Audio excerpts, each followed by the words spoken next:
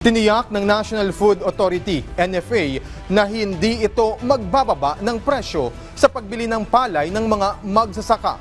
At para makabili pa ng mas maraming palay, nakipagtulungan ng NFA sa mga kooperatiba at mga lokal na pamahalaan para madagdagan ang kanilang mga bodega.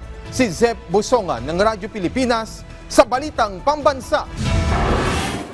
Kung sa pondo lamang po, marami pa po tayong pondo dahil kakaumpisa pa lang po nating mamili ngayong taon na to.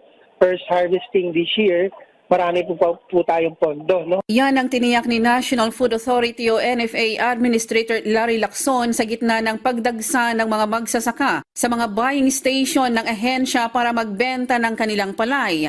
Paliwanag ni Lacson, normal lang na humaba ang pila dahil palapit na ang peak season. At para patuloy na matulungan ang mga magsasaka, mas mataas ang bili ng NFA sa palay nila kumpara sa mga trader at millers.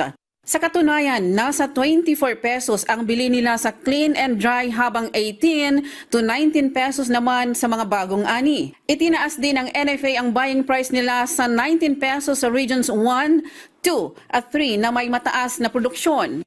Naiintindihan namin at nauunawaan namin yung damdamin ng ating magsasaka ngayon.